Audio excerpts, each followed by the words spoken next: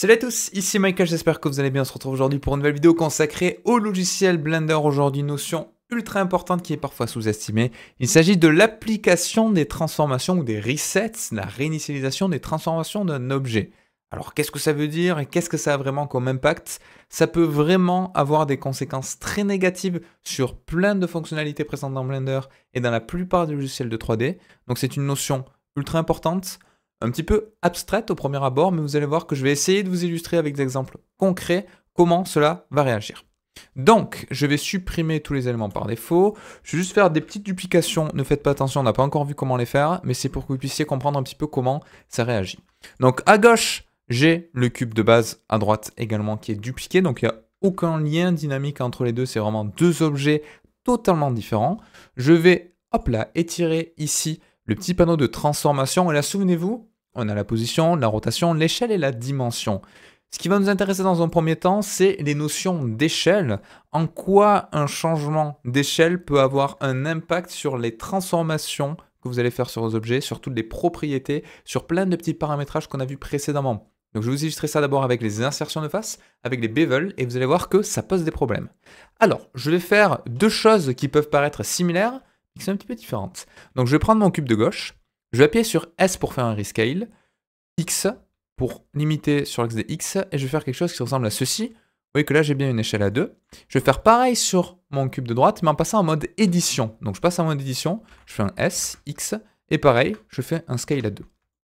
Déjà, là, visuellement, aucune différence. Alors, pour que ce soit un petit peu plus joli, hop, là, on va se mettre en cavity boss. Exactement, et voilà. Physiquement, il n'y a aucune différence, mais en ce qui concerne la constitution intrinsèque de l'objet, il y a une différence majeure. Quelle est-elle? Si je sélectionne mon cube de gauche, j'ai une échelle à 2 en X, alors que si je sélectionne mon cube de droite, j'ai une échelle de 1 en X. Alors comment ça se fait? C'est tout simplement parce qu'à gauche, j'ai indiqué à Blender que j'ai mon objet de base, qui est donc en échelle de 1, 1, 1, et sur lequel je fais un redimensionnement d'échelle, un rescale, mais sur l'object mode. Donc vu que je le fais sur l'object mode, je touche pas véritablement à la position des points, je rajoute une surcouche de transformation sur lesquelles j'applique une nouvelle échelle qui est de 2, 1, 1. Alors qu'à droite, vu que je suis passé en mode édition, c'est comme si j'avais dit à Blender, ton échelle elle est toujours de 1, 1, 1.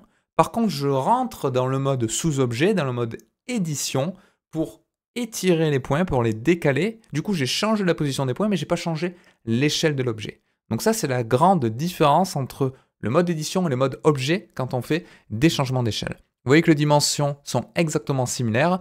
Donc là, on a un exemple concret de la différence entre échelle et dimension. J'ai la même dimension, mais j'ai pas la même échelle. Alors maintenant, qu'est-ce qui se passe? Donc je vais dupliquer tout ça. Tac.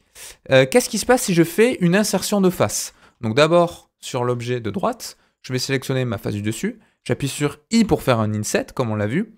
Vous voyez qu'a priori, tout fonctionne. J'ai bien une insertion de face qui me paraît homogène sur les deux axes. Donc là, on est content. Je vais sélectionner mon objet de gauche. Je sélectionne ma face du dessus. Même raccourci, I. Je fais une insertion. Et là, truc qui va pas. Là, vous voyez la grosse différence. La grosse différence, c'est quoi? C'est que là, mon insertion de face, elle est correcte. Elle a bien un bon ratio de temps-largeur. Là, elle est incorrecte. On y reviendra après pourquoi, je vous expliquerai.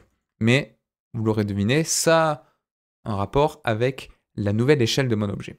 Maintenant, exemple encore plus concret. Je vais sélectionner mon arête du bord ici. Je vais faire un CTRL B pour faire un bevel. Voilà, par exemple, un bevel qui ressemble à ceci.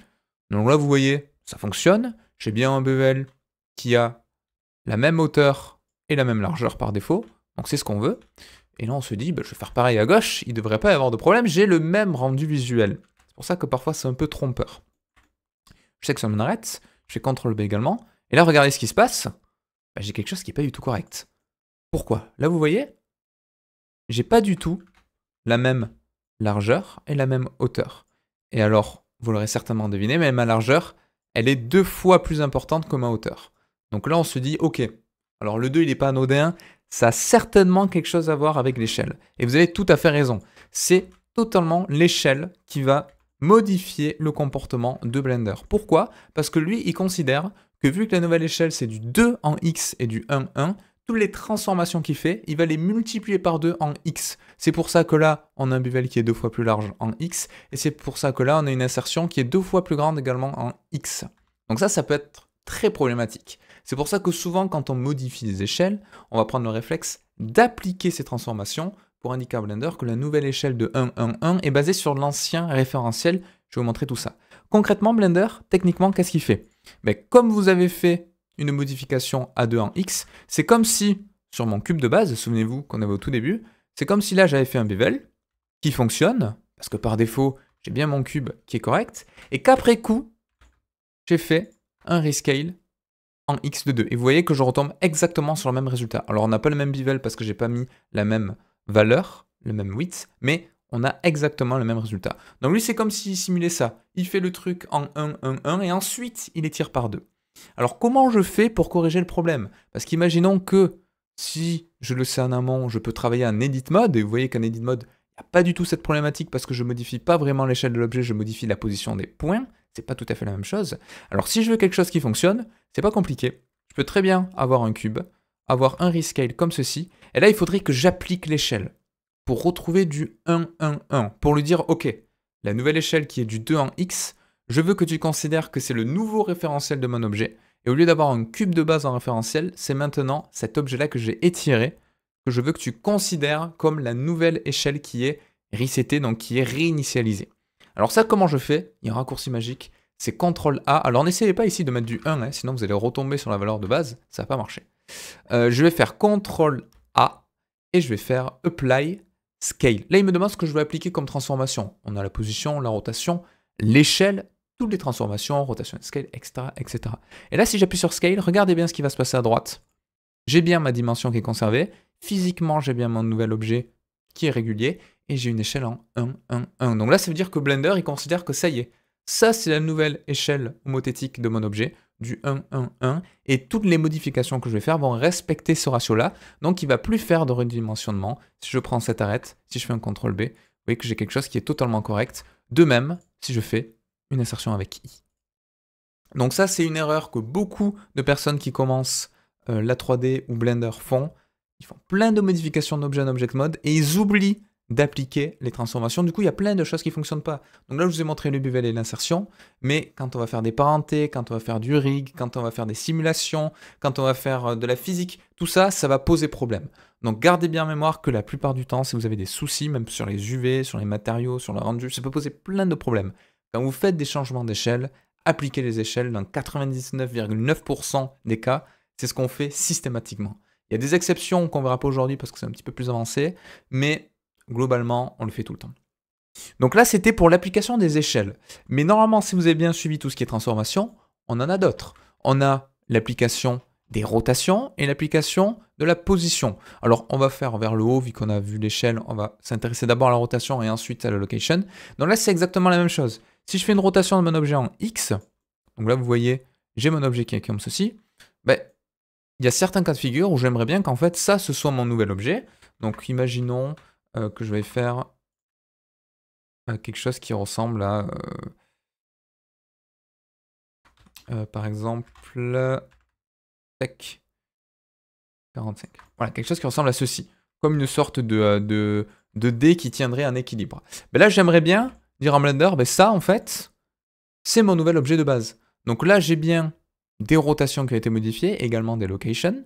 Donc si je veux modifier tout ça, pareil, CTRL-A, et si je fais Rotation, vous allez voir que la rotation va être réinitialisée en 0, 0, 0. Malgré tout, j'ai conservé ma rotation appliquée sur l'objet. Alors pareil, si j'avais fait un Edit Mode, ça n'aurait pas eu d'impact sur les transformations globales de mon objet. Il faut vraiment voir ça comme deux paradigmes, comme deux environnements de travail. On a l'Object Mode et l'Edit Mode.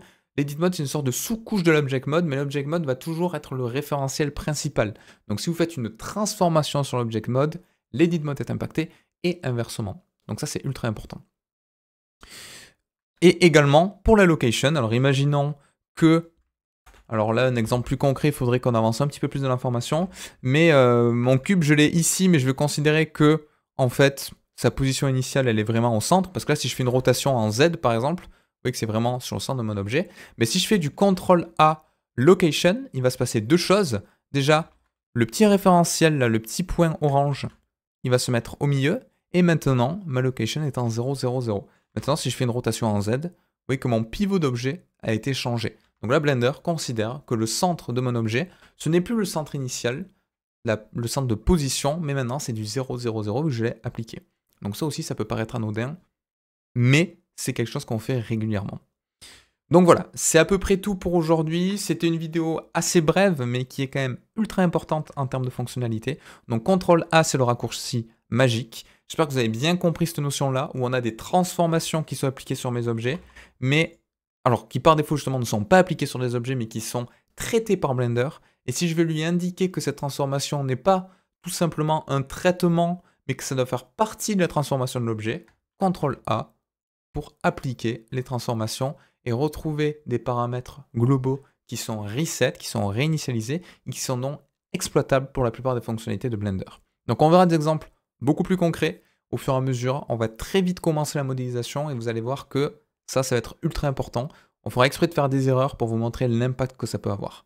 Donc j'espère que cette vidéo vous aura plu. Elle est ultra importante, ça peut paraître anodin, mais j'insiste bien sur ça. 50% du temps, les gens qui débutent ont des problèmes de bevel, des problèmes d'insertion, des bevels d'extrusion ou autre. Ça vient de ceci, ça vient de l'échelle qui n'est pas appliquée. Donc faites attention à ça. J'espère que ça vous aura plu et je vous dis à très vite pour une prochaine vidéo sur Blender.